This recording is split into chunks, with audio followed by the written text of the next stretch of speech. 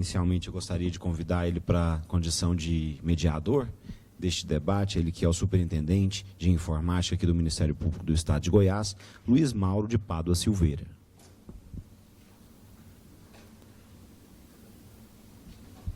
Convido também para ocupar seu lugar aqui à mesa, na condição de painelista, de palestrante deste último bloco, doutora Kedma Batista Duarte.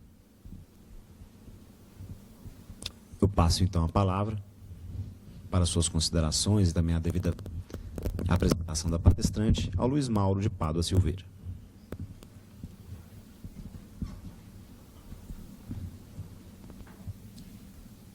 Boa tarde, Kedma.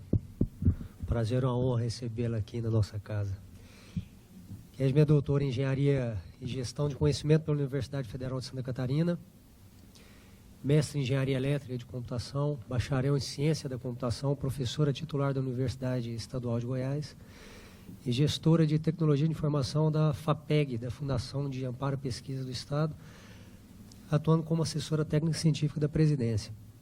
Prazer muito grande recebê-la aqui e vamos ouvir falar de um assunto que ele é extremamente interessante e que ameaçará vários empregos, né, da agora em diante. Então, como nós vamos nos preparar para isso? Então, seja bem-vinda aqui, é uma honra. Bom, muito obrigada. Eu cumprimento, né, a todos os presentes, cumprimento o superintendente de informática aqui do Ministério Público. Agradeço o convite de estar aqui falando para vocês.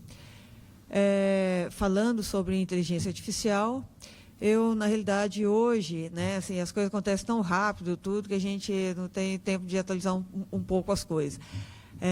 Mas eu estou atualmente na Subsecretaria de TI do Estado, há cerca de 3 meses, né, desde julho para cá. Estive na FAPEG aí por 10 anos e foi pela FAPEG que eu fiz o doutorado. Pensava em retornar a Goiás e fazer a minha carreira como doutora, né, tanto na UEG quanto na gestão da ciência. Só que eu recebi, então, o convite para trabalhar com inteligência artificial no Estado, né? Então, para assumir, na realidade, a área de gestão da informação ou a área de gestão de dados, né, do Estado, dos dados corporativos do Estado. E aí, isso eu trabalhei, né, a parte da minha tese, a metade foi gestão da ciência, a metade foi sobre IA. Então, resolvi aceitar esse outro lado aí da inteligência artificial. E aí que eu quero falar um pouco para vocês desse desafio, né, que eu vejo aí no futuro aí para o Estado, do qual nós estamos inseridos aqui, todos aqui presentes, que vieram aqui nesse evento hoje, e que são, né, servidores do Estado de Goiás, estão inseridos dentro desse processo. Então, deixa eu começar aqui o meu...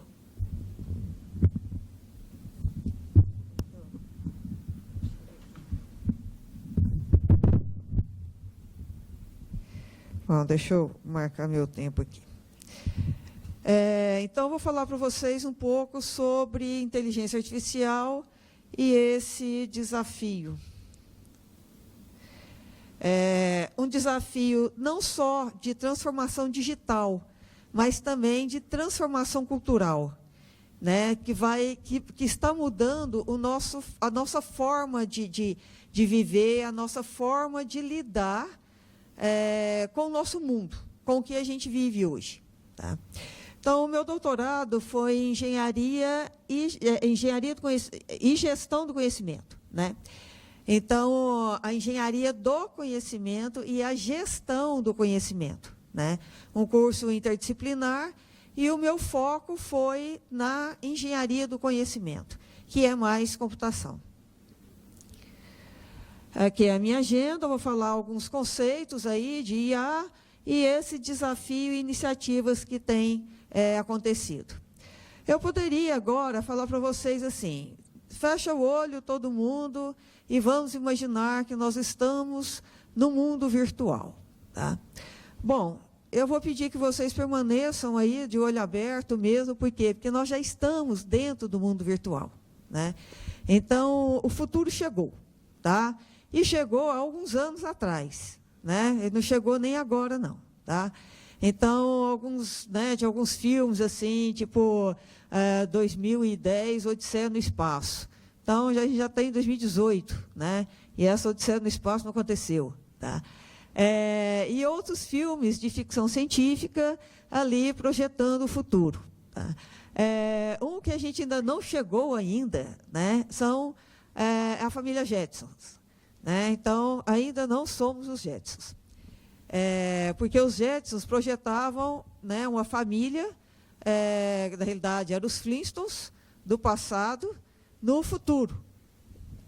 Eles estavam em mais ou menos na década de 60, quando projetaram uma família vivendo no ano de 2062. Então, temos algum tempo ainda para virarmos os Jetsons. Mas estamos aqui no mundo virtual. O mundo se tornou virtual. Nós somos, né, nos tornamos também seres virtuais. Porque quando a gente cadastra um perfil, por exemplo, no Facebook, nós podemos tanto cadastrar o nosso perfil real, como podemos cadastrar um perfil virtual. Nós estamos vivendo um mundo de fake news, né, onde a gente já não sabe se as coisas são verdadeiras, se não são, o que é aquilo. Tá? Também de instituições virtuais, onde, aqui no estado de Goiás, a gente talvez não sinta tanto assim, né, essa questão das instituições virtuais. Mas eu morei 5 anos, né, fazendo um doutorado lá em Florianópolis, e já tem uma realidade diferente, de empreendedores, de empresas, de startups, de pessoas que, por exemplo, eu tinha um amigo americano que escolheu viver no Brasil, só morar no Brasil aqui, né, porque ele trabalhava em empresas virtuais ao redor do mundo. Né, fazendo código de computador. Então, isso já é uma realidade normal. Teve uma empresa, né, lá eles têm um centro lá de coworking, que alugou, uma empresa do mundo, que ela tem escritórios em cerca de 60 países, e alugou um espaço nesse local para que, por 3 meses, os seus funcionários de vários países tivessem uma oportunidade de trabalhar presencialmente, de se encontrarem presencialmente, né? Porque é um mundo virtual onde eles estão. Né? E esse é um mundo, né, complexo, transdisciplinar, onde a gente tem que ter um conhecimento, não só de computação, né, mas um conhecimento amplo aí de outras coisas que estão acontecendo na sociedade. De ativos intangíveis, ou seja, de coisas que a gente não consegue pegar. Então, por exemplo, a gente pode comprar uma casa e a gente está vendo aquela casa física ali. Né? Também podemos investir no mercado de imóveis, no banco, onde a gente praticamente está comprando uma casa, só que a gente não está vendo essa casa. Tá? E ela está rendendo ali uma valorização e depois podemos vender essa casa virtual. E assim por diante. Tá? Então, assim, numa linha do tempo, como que a gente veio parar nesse mundo virtual? Mais ou menos na década de 60, após a Segunda Guerra Mundial, o mundo mudou. Né? Houve a partir, né, da Segunda Guerra, muita coisa foi desenvolvida, tanto na questão militar quanto da saúde, e foi feito um investimento muito grande em tecnologia, o qual a gente está tendo esses frutos atualmente. Então, na década de 60, houve ali com a Guerra Fria entre os Estados Unidos e a União Soviética, a corrida espacial para ver quem chegava, né, à Lua primeiro.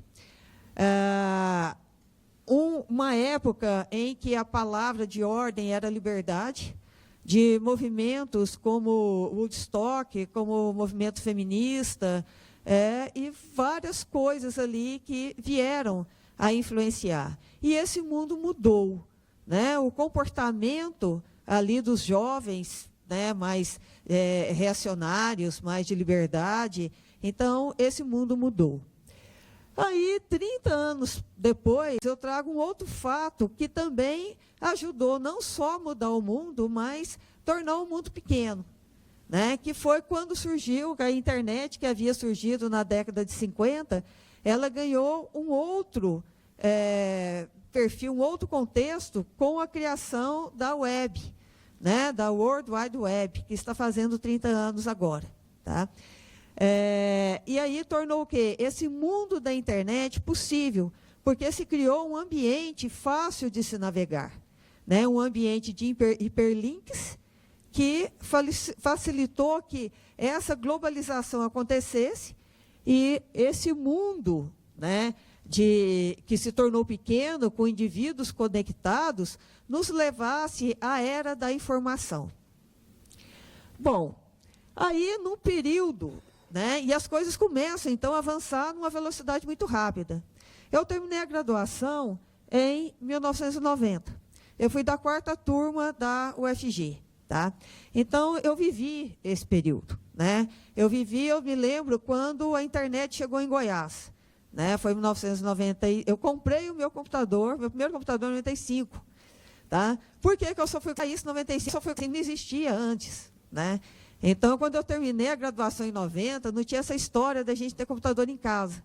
Né? Então, a gente vivia tentando achar uma empresa, fazer estágio mais rápido para ver se conseguia um computador, para poder ver, existia, né? O computador mexendo ali, a gente era doido para isso. Hoje, né, o Luiz Mauro mesmo contou aqui que a gente compra computador no supermercado agora. Tá?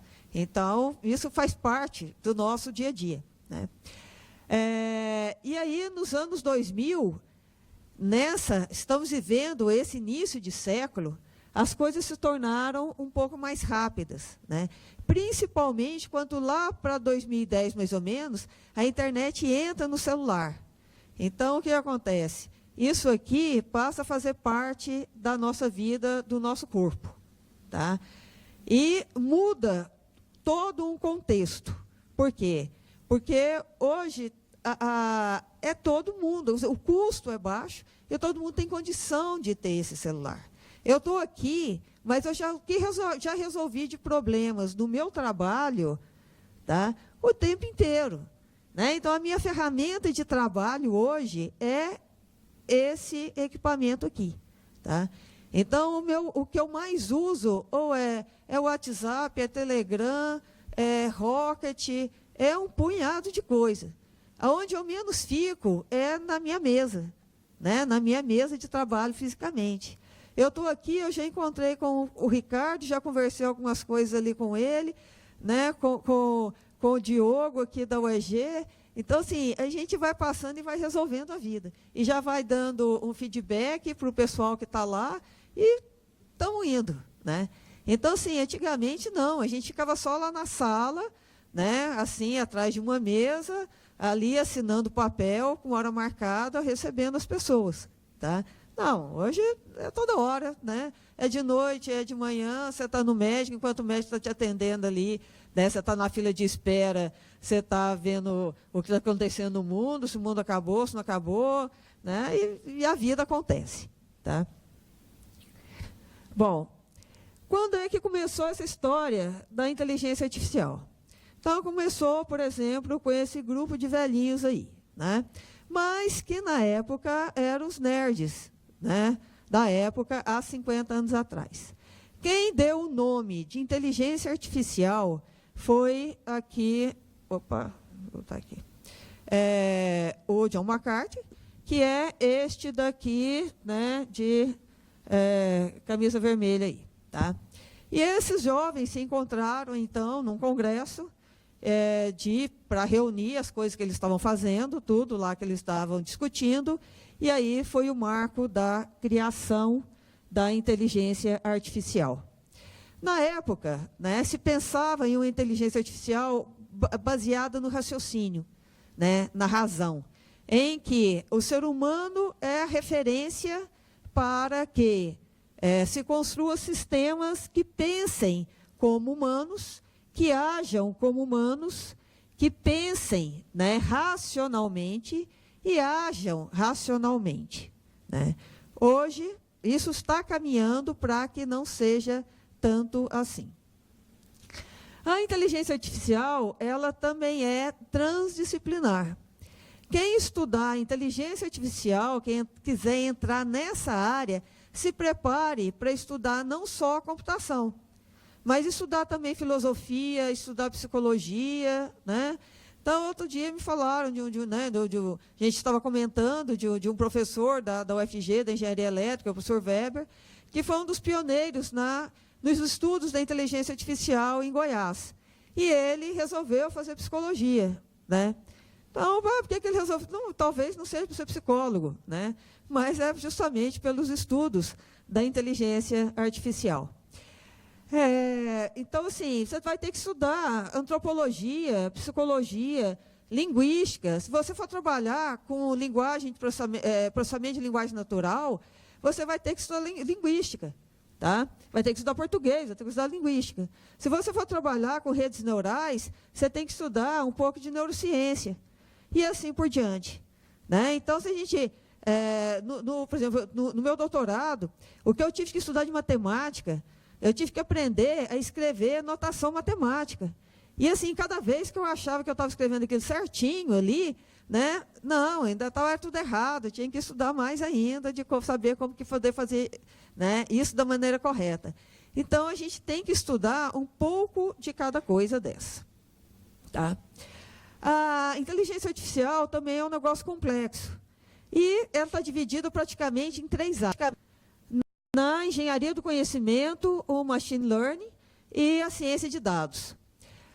A engenharia do conhecimento, ela está para a inteligência artificial, assim como a engenharia de requisitos está para a engenharia de software, tá?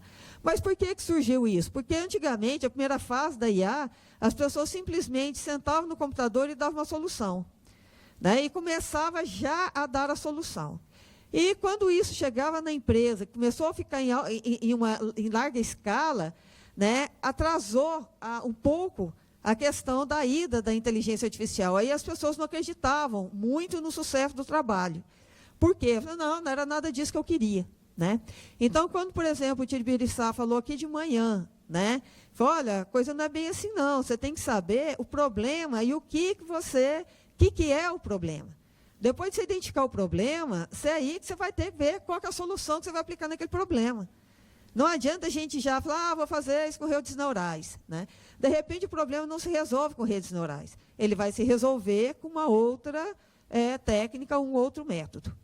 Então, é na engenharia do conhecimento que eu modelo esse conhecimento. Então, é onde eu vou desenhar o meu modelo ali, vou planejar, vou ver a solução, vou ver o que é, né, entender esse conhecimento. Aqui, por exemplo, um modelo de conhecimento aí desenhado pelo Tim Berners-Lee, o criador da web, tá? Trabalhava, na época, era engenheiro no CERN, e foi pedido a ele, o chefe dele pediu a ele uma solução de um problema ali, usando hiperlinks, alguma coisa assim, tá? Aí ele pegou, fez esse monte de rabisco aí e mostrou para o chefe dele, né? Falou, parece interessante, né? Não sei se vai funcionar não, mas parece interessante, tá? Isso daí virou o sistema de hiperlinks da web, né? Então, ele engenheirou o conhecimento, né? A aprendizagem de máquina, né? Ou machine learning. Eu tenho que ensinar a máquina a aprender, tá? Eu tenho que ensinar a máquina, né, ali como que as coisas funcionam, igual eu ensino um bebezinho, tá? Então, eu vou ensinando para ele, eu vou mostrando para ele, por exemplo, a questão de, olha, essa imagem aqui, né, é de um bebê, essa imagem é de um jovem, essa imagem é da pessoa, isso daqui já é do idoso.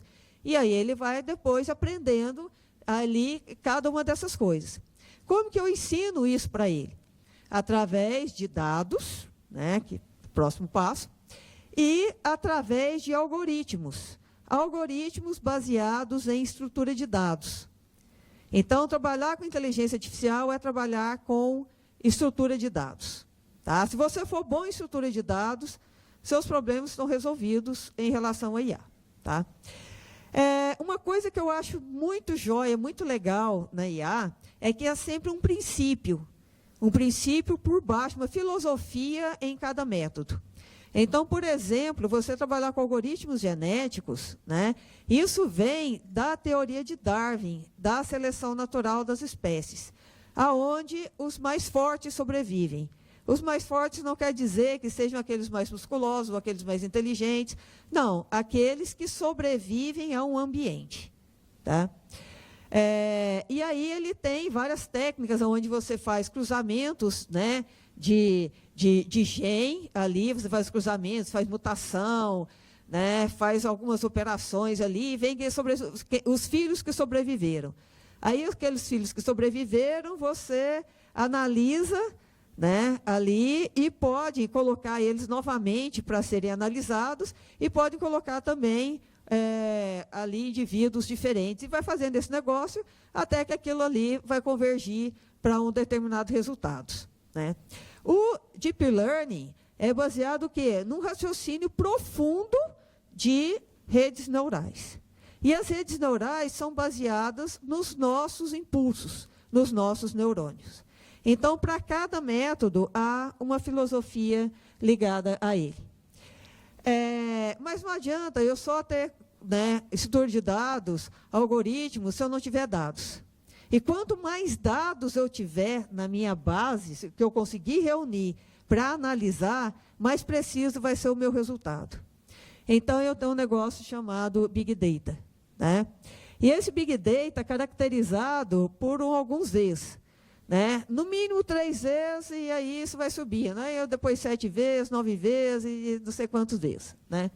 Mas, né, para caracterizar um Big Data, né, você tem volume de dados, velocidade de processamento desses dados, a variedade, porque você tem ali dentro, né, daquele conjunto de dados ali, dados estruturados, não estruturados, veracidade, ou seja, eu vou precisar o quê? Ter qualidade naquele dado. Não adianta eu ter ali uma multidão de dados que não me serve para nada, que é só lixo. Então, às vezes, eu não consigo chegar a um resultado, alguma solução, porque eu não tenho qualidade desse dado, não vou chegar a lugar nenhum. E, por último, então, eu consigo tirar valor desses dados. Então, aplicando aquela série de algoritmos ou aplicando algumas outras técnicas específicas só para tratamento de dados, eu vou chegar a resultados como, por exemplo, os resultados que o Tibiriçá mostrou aqui de manhã. Né? Esses dados, esses resultados ali, são, às vezes, não são físicos, né? São ativos intangíveis. Tá? E aí, eu vou poder dar interpretação a esses dados e tirar valor daquilo e poder o quê? Tomar alguma decisão sobre esses dados. Tá? Bom, em que fase, então, aonde é que a gente está nisso tudo? Tá? A primeira fase da IA foi de sistema de conhecimento baseado em regras. Né? Onde eu tenho ali uma base de conhecimento, eu tenho dados, base de conhecimento, através de regras if, then, else, eu aplico ali e tiro, né, e dou aquele resultado. Um exemplo disso são sistemas, por exemplo, de atendimento, de call center, né, onde eu tenho as informações e tenho regras e saio direcionando ali, por exemplo, aqueles assuntos. A segunda fase da IA, mais ou menos na década de 90, uma fase muito voltada aos dados, aonde a máquina já aprende. Ela tem um resultado ali, porque na primeira fase era uma IA mais estática. Né? Então, na segunda fase, eu passo a ter uma IA dinâmica, aonde ele aprende, ele retorna aquele aprendizado para a base de conhecimento, para gerar novos conhecimentos daí e fica naquele ciclo. Tá? Mas também uma IA pré-determinada, né? Onde, conforme a quantidade de dados que eu tenho, mais preciso será o meu resultado. né? Então, se eu tenho, por exemplo, por quê? Porque se eu tenho, porque é muito baseado em estatística. Então, eu tenho que verificar se tem significância estatística aquele resultado aquela amostra de dados que eu usei para gerar esse aprendizado. E nós estamos entrando agora numa terceira fase da IA, tá? Também baseada em dados, mas tentando entender o contexto, o que está acontecendo aqui. Então, por exemplo, se entrasse agora um robozinho ali, né, sem informação nenhuma do que está acontecendo, do que é que a gente está fazendo aqui, e aí ele tentasse entender o que é, né, o que esse povo está fazendo aqui, tá? Então, ele teria ali uma base de dados, né? Então, ele poderia chegar aqui, mapear todo mundo assim, tá? E já identificar, por exemplo, esse pessoal todo aqui, bom, é pessoal de TI, né? Então, está lá cadastrado que esse pessoal todo aqui é um pessoal que trabalha com informática, que trabalha com TI, tá? Bom, esse povo está no auditório, né? Se esse pessoal está no auditório, o pessoal mexe com TI, eles estão fazendo algo, de repente, pode ser um evento, pode ser alguma coisa assim, tá? Então, ele vai tentar entender o que está acontecendo, tá? Então, essa terceira fase é desse entendimento, tá? Não só de coleta de dados. Coleta de dados, além dessa coleta de dados, essa coleta de dados automática, também entender o que é que está sendo processado. Bom, nessa terceira fase, a partir do 2010, isso está exponencial, tá? O volume de dados que é gerado, por exemplo, em redes sociais, a cada momento, a cada segundo, é algo, assim, né, imensurável. Isso aconteceu depois do quê? Depois que esse celular virou nossa ferramenta de trabalho, tá? Também o quê? Depois da criação do Deep Learning, né? Então, desses algoritmos, quando o Google, né, liberou o código ali do Deep Learning, né, e outros também, que dá o quê? Um processamento muito, muito mais rápido, porque é uma rede neural com várias camadas, né, onde o processamento e a relação entre os atributos, a relação entre essas informações é de uma forma que, às vezes, a gente não sabe que vai sair dali. Qual que foi o raciocínio que aconteceu lá, tá? E, né, devido também a essa imensa coleta de dados. Nesse contexto, né, baseado nesse contexto, nesse entendimento do sentimento humano. Por quê? Isso preparando para uma próxima fase, que é a quarta fase da IA, que é uma fase cognitiva, né? Então, uma tendência, porque hoje a máquina não entende, ainda não sabe o que a gente está fazendo. Então, às vezes, acontecem algumas situações, por exemplo, do Google Assistente interferir na nossa conversa, né? Às vezes ele está ligado ali, a gente está no carro, alguma coisa assim, aí ele vai e fala alguma coisa. E às vezes ele fala assim, né? Gostaria de te ajudar, mas não estou entendendo nada, né? Não está entendendo nada mesmo. Por quê? Porque ele não está preparado para entender. Mas ele está tentando, tá? Isso já aconteceu comigo e foi uma situação até muito engraçada, né? Mas o quê? Né? Esses assistentes, eles estão tentando entender o que está acontecendo na casa. A Alexa, por exemplo, ela está chegando no Brasil agora, parece que a Amazon já começou a vender a Alexa no Brasil, mas lá nos Estados Unidos é uma situação muito engraçada, né? A minha orientadora, ela é brasileira, mora lá nos Estados Unidos, ela tem a Alexa em casa. A Alexa parece um membro da família, né? Porque a Alexa faz a lista de compras, ela controla a temperatura da casa, ela coloca o som ambiente, conforme o seu gosto, o que você quer, tá? Tudo você pergunta para a Alexa, né? Alexa, vai chover hoje? Né? Alexa, tá, vai chover, não recomendo que você saia, sei lá o quê, tá? Alexa, posso comprar tal coisa? Alexa, não sei o quê. Então, assim, é encheção de saco, né? Mas é um membro da família, né, que a gente vai passar a conviver com eles, tá? A gente também pode se recusar, não sei quanto tempo, né? Mas essa interação humano-máquina, tá? Ela está cada vez maior, Muito maior. Por quê? Em alguns momentos, ela facilita a nossa vida. Por exemplo, aquele robozinho que limpa a casa, né? Então, né, meu próximo sonho de consumo. Né? Por quê? Vai facilitar a nossa vida. Tá? Então, ele chega, já limpa tudo ali, né? A gente deixa ele sozinho, ele volta para a base. Né? Tem uns que também passam pano no chão e tudo. Então, é uma comodidade para nós. Tá? Bom, nessa questão do contexto, tá? Então, não é só o fato de a gente aplicar o processamento de imagem ali, a visão computacional, reconhecer uma imagem, mas entender o que essa imagem significa.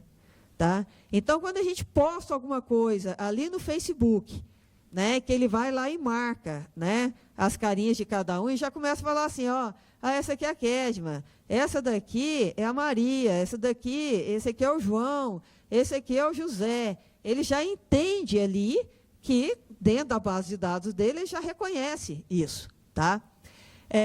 Então, ele vai tentar também, já começa a tentar, naquela situação, o que aquele povo que está reunido está fazendo.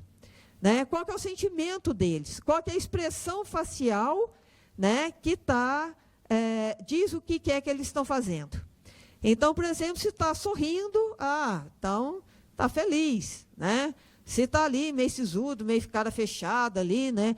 Não, fulano assim, está triste, o que será que aconteceu com ele? Né? Então, esse processamento de imagem, então, ele está o quê? Tentando analisar o sentimento das pessoas. Há uma área na IA chamada análise de sentimentos. Essa área, geralmente, é muito aplicada ao marketing, para saber em relação a produtos que a pessoa gostaria de comprar. É muito aplicado também em eleição. Né? Geralmente foi aplicado na eleição do Obama, né? A eleição do Trump, para analisar o quê? O sentimento das pessoas em relação a determinado candidato a partir das redes sociais. Né? E também na eleição do nosso atual presidente.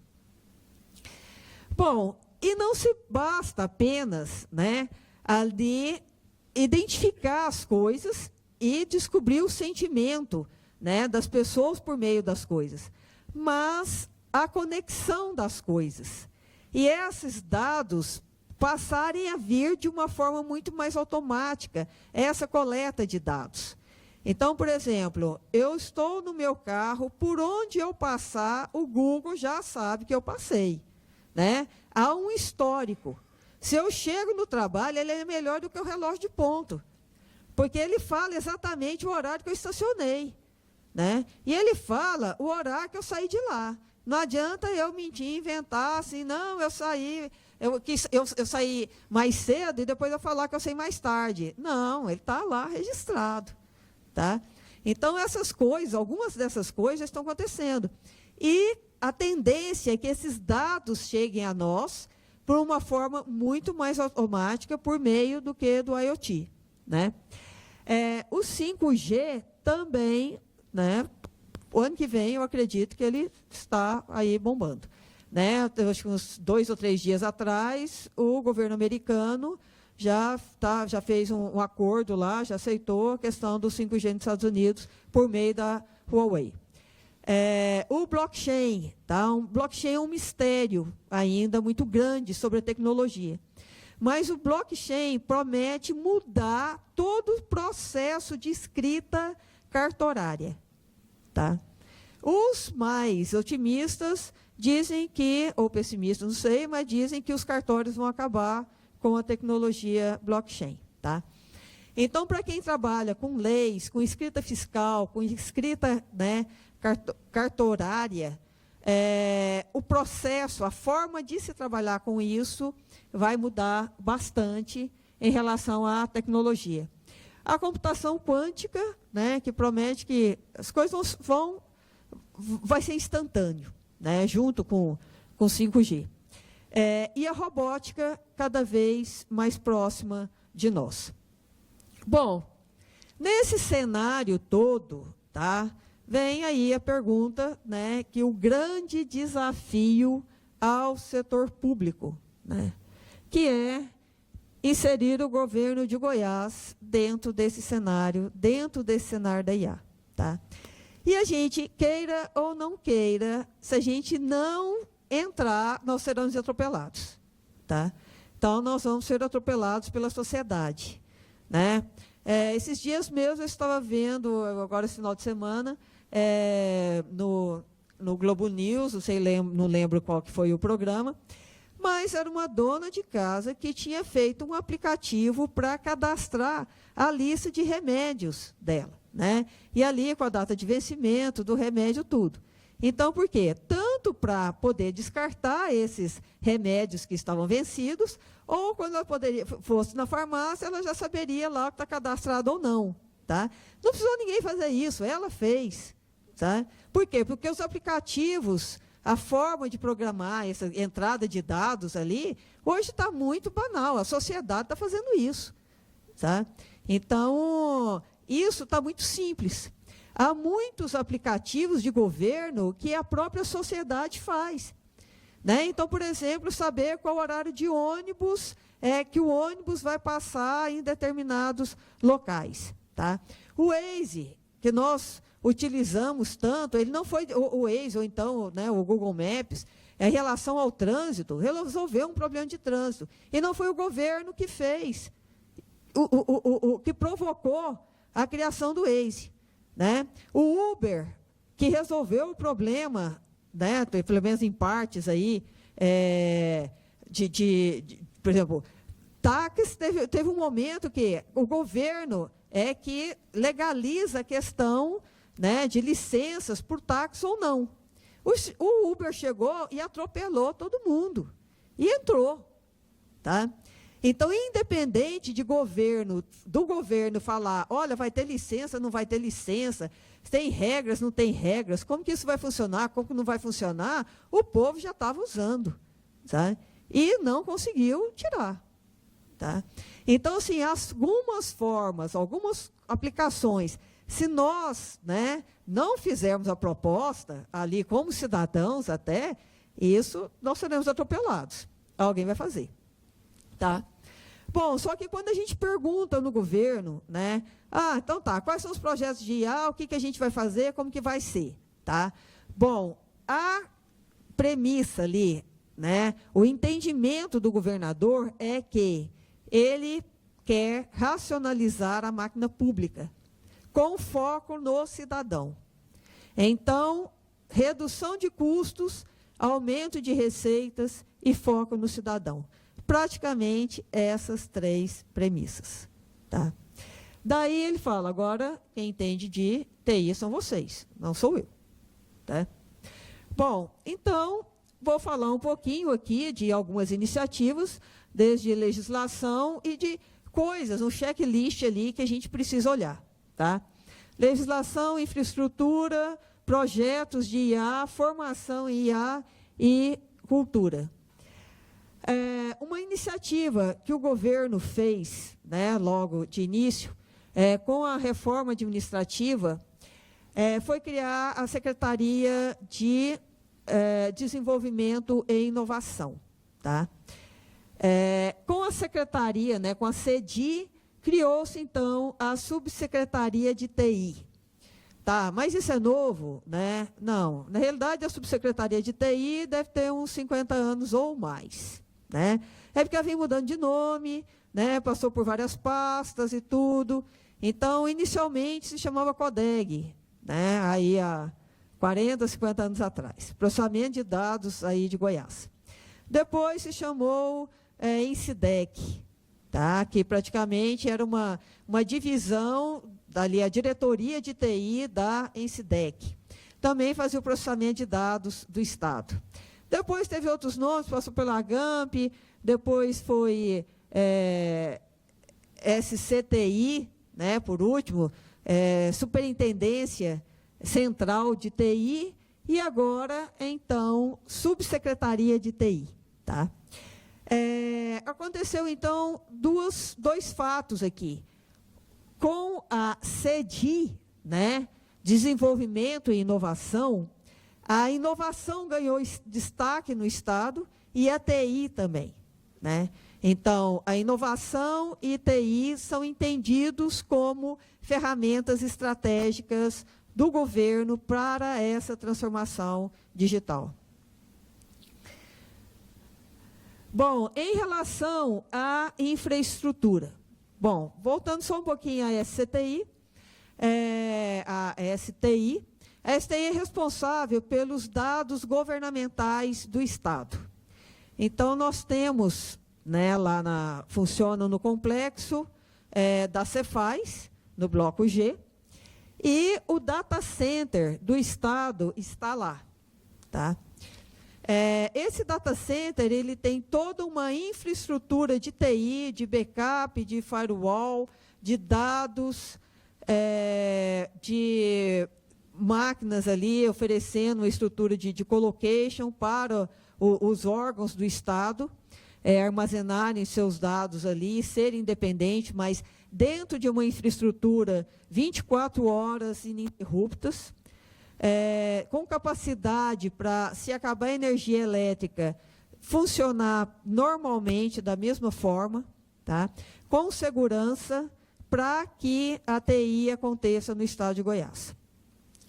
Dentro dessa infraestrutura de data center, está também a infraestrutura, que eu não posso falar, está sendo preparada? Não, ela já existe hoje, tá? Para inteligência artificial.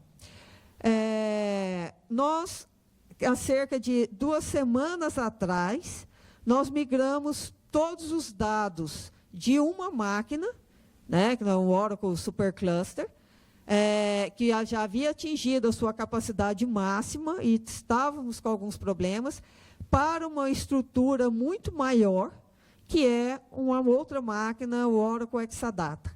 Tá? Então, tínhamos uma estrutura de 44 teras, passou para uma estrutura de 106 terabytes. Então, nós temos espaço para processamento, ali para guarda de dados e processamento por um bom tempo. Tá? Dentro dessa máquina, hoje já tem um DW, né, que tem dados ali, tanto da economia, quanto dados corporativos do Estado, aonde estão preparados, tem cubos ali de dados, onde já tem ferramentas ali que exploram esses dados, né, essa grande quantidade de dados, mas dados estruturados ainda. Então, estão nessa máquina. Nós fizemos a migração tanto da parte da CEDI, dos dados corporativos, quanto a economia, fizemos essa migração. Ainda falta migrar o DW e ainda migrar a nota fiscal eletrônica. Bom, estamos também adquirindo para 2020, já está bem adiantado o processo, uma máquina para processamento Big Data, né, exclusivo para processamento Big Data, e uma outra máquina para processamento de inteligência artificial. Então, em termos de infraestrutura no Estado, nós também estamos preparados para a inteligência artificial no Estado. Projetos e iniciativas. Bom, aqui nós estamos num momento de mapeamento dessas iniciativas. Por quê? Há muitas iniciativas acontecendo. O que não tem é que essas iniciativas estejam convergindo para um único local, né? Então, por exemplo, a saúde é o que está mais adiantado, tá? Eles estão bem na frente, né, conforme foi mostrado hoje aqui pelo Carlos Tibiriçá, com alguns aplicativos, com casos reais, né, com experiência já, e nós estamos aproveitando essa experiência deles também para trabalhar dentro lá da SDI. A Secretaria de Segurança Pública também já tem alguns cases de sucesso. E qual que é o nosso objetivo? Apoiar o trabalho deles, para que eles utilizem essas 2 máquinas que estão sendo adquiridas e ainda, né, o Exadata. Tanto para aplicações de BI, quanto de aplicações de IA. Né? Na UEG, também descobrimos um grupo de pesquisadores com competência, né, para fazer uma parceria, para fazer uma colaboração ali com a STI. Então, nós também vamos apoiá-los na execução da pesquisa deles, que é uma pesquisa em fármacos, é uma pesquisa que eles verificam lá a estrutura molecular das plantas do cerrado. Com isso, eles já têm uma boa expertise em machine learning, né? E também podem nos capacitar, nos ensinar, dar esse apoio acadêmico para os projetos que nós precisamos desenvolver. O DETRAN também tem algumas iniciativas ali. A PGE também tem uma necessidade de desenvolvimento em relação às leis que eles têm ali. A CEAPA, a SEDES, né, que é a Secretaria de Desenvolvimento Social, nós estamos desenvolvendo um trabalho de BI com eles. E a economia, que também já está um pouco à frente, né? E está desenvolvendo alguns projetos, aplicando inteligência artificial junto com a Universidade Federal de Goiás, com o INFE, né, na área de inteligência fiscal. Tá? Mas ainda não temos uma área de inteligência artificial no Estado formalizada. Tá? Então, isso certamente será criado dentro da STI, não necessariamente que as pessoas fiquem ali, mas a gente quer o quê? A SSP está desenvolvendo os projetos de IA dela, de reconhecimento facial, de aplicação de identificação de crimes em série, etc. Mas eles podem desenvolver isso de lá.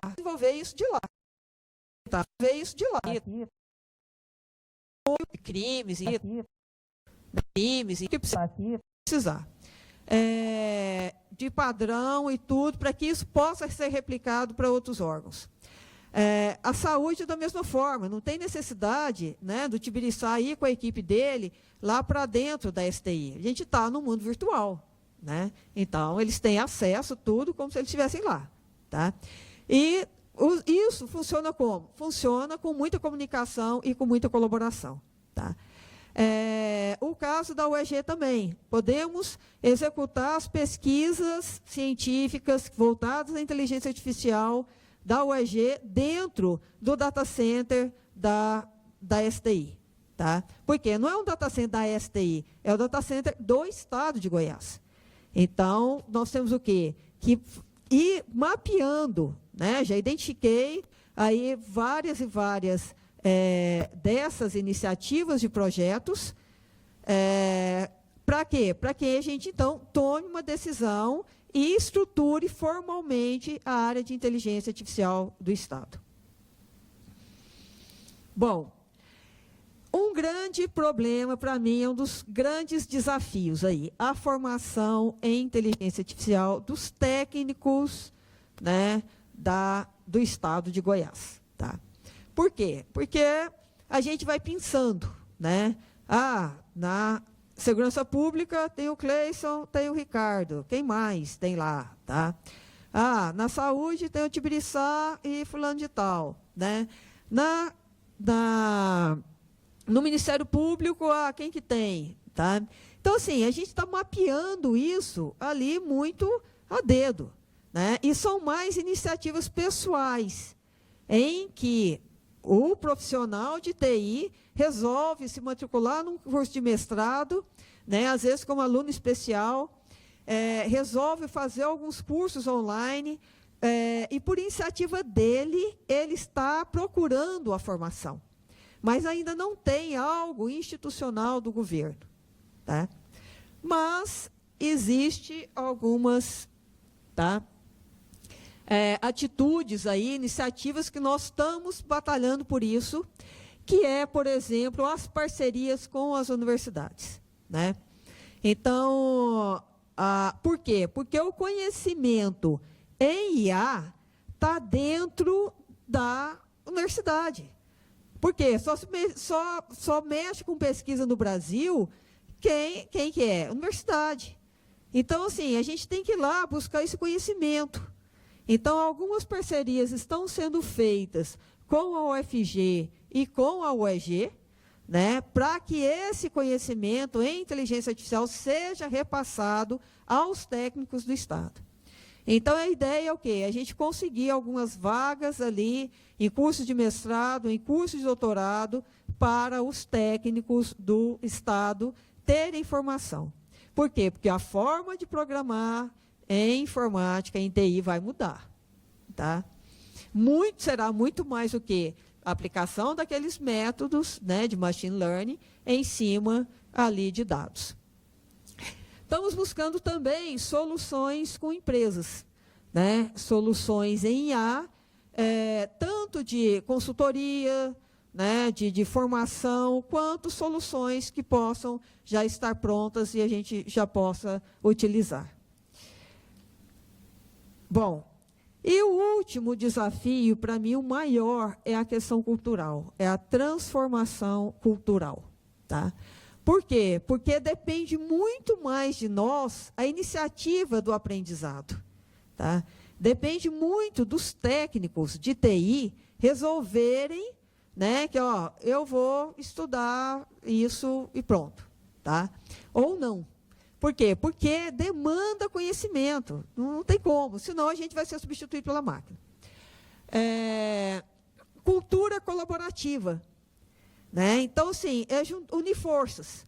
Tá? Então, esse evento hoje, esse é um marco, né?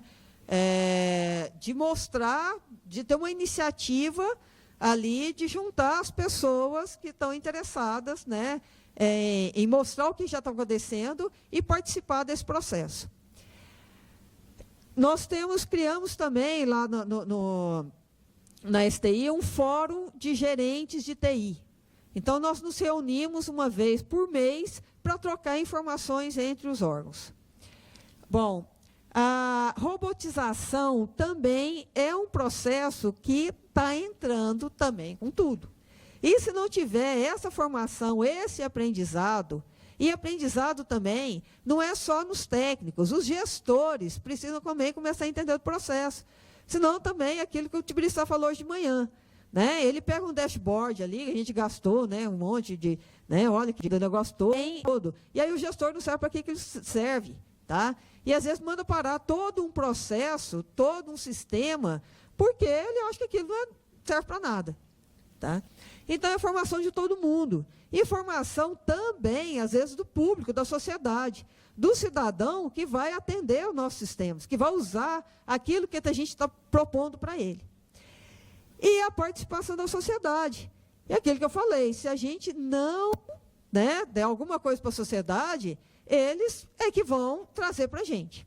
E a cobrança está cada vez maior. Bom, encerrando aqui, alguns trabalhos que eu desenvolvi, tanto no mestrado quanto no doutorado. No mestrado, eu trabalhei com programação genética, e no doutorado, eu usei raciocínio baseado em casos para simular um processo de contratação de pesquisadores para trabalhar em colaboração com um grupo já de reconhecida excelência em colaboração. Então, eu tive que estudar o contexto desse grupo de pesquisadores, que foi o grupo do Zika vírus, que fez o relacionamento entre o Zika vírus e a microcefalia, para depois buscar no currículo Lattes currículos que pudessem trabalhar com esse grupo de pesquisadores. Tá? Eu, né, após ter feito esse trabalho, foi que eu tive a oportunidade de conhecer a líder do grupo, desse grupo do Zika vírus, me encontrar com ela. E aí que eu contei que eu havia estudado ali o grupo dela. Falei, nossa, né? Falei, precisei entender o contexto daquilo que vocês falaram, vocês estavam fazendo, né? Ah, então você entendeu, foi estudar a alma do meu grupo. Eu falei, não é bem assim, né? Mas eu consegui entender alguma coisa. Sexta-feira eu devo encontrar com ela novamente. Algumas referências aqui, falando de IA. Meus agradecimentos pela oportunidade de vir aqui falar desse grande desafio. E aqui o meu contato, e estou aqui com alguns minutos aqui para perguntas.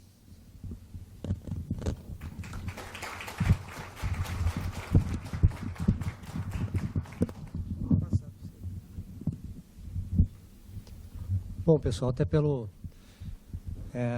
primeiro, parabenizar pela palestra.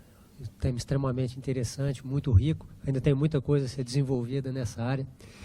Eu vinha comentando ontem, ali, conversando com o Leandro, tem um assunto interessante que foi publicado há 15 dias atrás, não sei se vocês estão acompanhando, mas a Alexia, que você comentou aqui, ela foi intimada pela Justiça Americana em função de um assassinato que ocorreu lá nos Estados Unidos. Então, ela é testemunha, ela será testemunha. Né? Teve uma briga de um casal, a mulher veio falecer, ela morreu, e a Alexia fazia parte da família. E ela foi intimada, ela será testemunha nesse caso. Então, assim, situações como essa é o que a gente está vivendo, né? Então, nós temos que preparar para isso. Então, essa inteligência artificial, o que mais está por vir aí, né? Até onde que ela vai nos substituir e onde que é que nós vamos nos posicionar aí nesse mercado. Mas, enfim, até pelo passar das horas, quero já passar a palavra para vocês, para quem quiser fazer alguma pergunta, algum comentário. Tem alguém?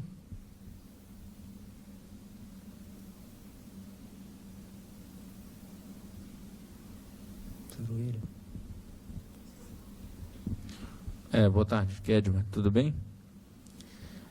A Universidade Federal de Goiás está entrando com um curso de graduação de inteligência artificial. A minha pergunta é simples, eu queria saber se vocês já estão se programando para integrar esses alunos dessa nova formação com esses novos projetos do governo. Sim, como eu falei, já temos uma parceria já estabelecida com o Instituto de Informática.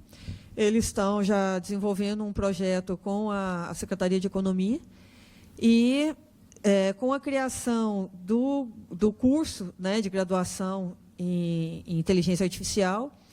Nossa ideia é que a gente consiga, vamos ver, dentro dessa parceria que está sendo estabelecida, né, se algum treinamentos a partir deles, e mesmo técnicos nossos, né, façam também alguns cursos com eles. E uma outra coisa que está sendo criado, ainda não sei muito bem sobre isso, mas é o Centro de Excelência em Inteligência Artificial, tá? Que com o apoio da FAPEG, do Instituto de Informática e da CEDI, né? Então, essa parceria entre o Estado e o Instituto de Informática, ela tem ganhado muita força. Tá? Até semana passada, o secretário, né, o secretário Adriano, esteve no Ministério de Ciência e Tecnologia, tratando desse assunto do Centro de Excelência, né, junto com o professor Anderson e, né, o nosso subsecretário, tratando aí desse assunto. Mas eu ainda não sei muito bem, né, qual que será a parte de cada um, onde que a gente vai estar atuando. Tá? Kedma, William, né? Fomos quase contemporâneos de faculdade, né? Mas eu ainda me lembro de você pelos corredores lá, projeto final de curso e tudo mais. Eu gostaria de saber se existe a iniciativa, não consegui compreender isso muito bem, de criação de um núcleo de inteligência artificial lá dentro da STI, né? E se realmente existe uma movimentação no Executivo para tentar viabilizar isso, não necessariamente um grupo formal, com um ato, enfim, mas um grupo que tenha essa iniciativa de trabalhar esses dados e oferecer soluções, né, para os cidadãos. Sim, há essa ideia, sim. Tanto que, mesmo que... Hoje a gente tem uma dificuldade muito grande com o pessoal, né, treinado aí em IA. Só que o que acontece, como a gente tem toda essa infraestrutura sendo formada lá, como mesmo que a gente tenha alguma aplicação que seja desenvolvida fora, né, que o modelo computacional, o modelo ali de machine learning, ele seja desenvolvido fora da STI, Quando ele estiver pronto, né, ele tem que voltar para dentro da STI. Porque os dados estão lá, a gente não tem como e nem podemos, né, pegar essa grande quantidade de dados que nós temos ali para serem executados fora da STI. Né? Então, existe uma questão de lei, né, tanto por exemplo, dados fiscais, né, da Receita, que não podem sair ali de dentro, quanto a LGPD, né, que resguarda ali os dados sensíveis. Então, nós teremos que criar, sim, uma área, um núcleo, ali, uma gerência, uma superintendência, não sei o que vai ser, ou então, simplesmente uma coordenação, mas isso vai ter que existir dentro da STI, sim. Tá? Então, eu acredito que para 2020, essas formalidades aconteçam. Tá?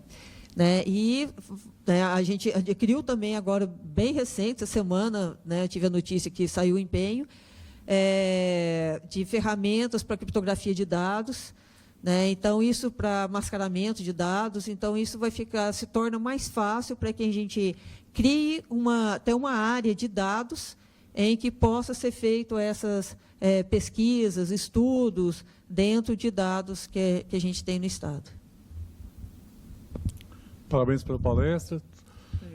Edma, uma dúvida que eu tenho, a gente percebe que vários órgãos, várias instituições têm buscado soluções para resolver os seus problemas, né?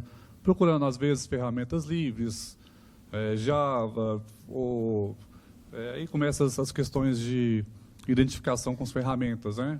Python e outras coisas assim, identificação ou reconhecimento facial, por OpenCV, TensorFlow, alguma coisa nesse sentido.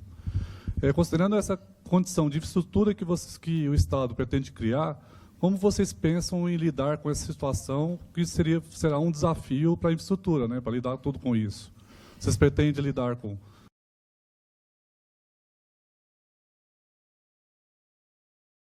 em relação a essas ferramentas, até para aproveitar essa base de conhecimento de todos os órgãos? Bom, a gente até trocado algumas ideias com o Tibiriçá sempre, né? Então, às vezes, ele mesmo fala, né, que, na realidade, a gente tem que usar várias ferramentas, né?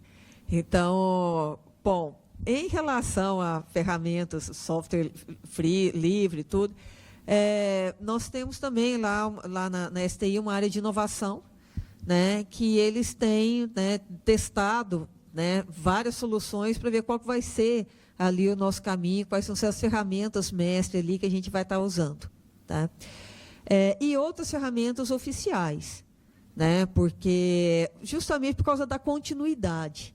Então, a gente tem sempre que pensar em ferramentas que elas vão dar continuidade ao nosso processo. Né, que vai ser uma linha mestra ali, né, para ser usado dentro dos nossos projetos. Principalmente porque... e tentar usar também ferramentas mais robustas, eu, pelo menos, essa é a minha tendência, sabe? Assim, o que eu penso e o que eu defendo. Tá? Pelo volume de dados que a gente trabalha, tá? A gente não pode ser muito amador, né? Então, a gente não pode ficar testando, vamos usar tal coisa, passa uns dias, outra coisa é melhor, passa mais uns 3 dias, não, a gente não tem tempo para ficar refazendo tudo que a gente está fazendo. Então, a gente tem que definir, nós estamos trabalhando nisso, testando ferramentas, para definir, por exemplo, ferramentas de BI, e toda uma gama de ferramentas para trabalhar, né, com dados, inicialmente. Ainda não estamos, né, trabalhando, definindo ferramentas para trabalhar com inteligência artificial, né? Mas, em relação a ferramentas de Big Data, uma série de ferramentas estão sendo testadas pela área de inovação. E, assim, claro, a ideia é trocar, né, ter essa troca de conhecimento com os órgãos, né, para a gente estar sempre passando o que pode ser usado.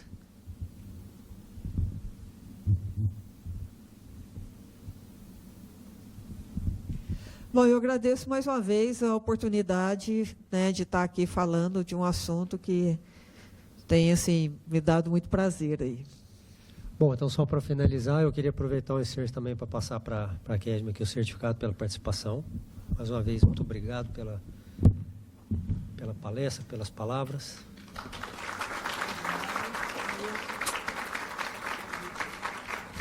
E, por fim, gente, só para finalizar, mais uma vez, assim, agradecer a presença de todos vocês, pela colaboração. É um evento que a gente fez sem custo algum, sempre respeitando a nossa administração pública. Agradecer aos palestrantes, Ricardo e Tibiriçá, que estão aqui ainda, Kedma, que está aqui, pelo excelente trabalho aí que está sendo desenvolvido no Estado. Eu acho que a gente pode unir muita força ainda e evoluir o Estado que a gente reside. Com relação à administração, quero ratificar aqui o agradecimento ao Procurador-Geral, que sempre nos deu apoio aqui incondicional para a gente desenvolver estudos e trabalhos na área de TI.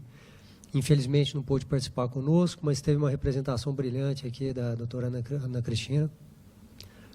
Dr. Marcelo também, que quando nós solicitamos o apoio da escola de pronto, ele nos atendeu imediatamente.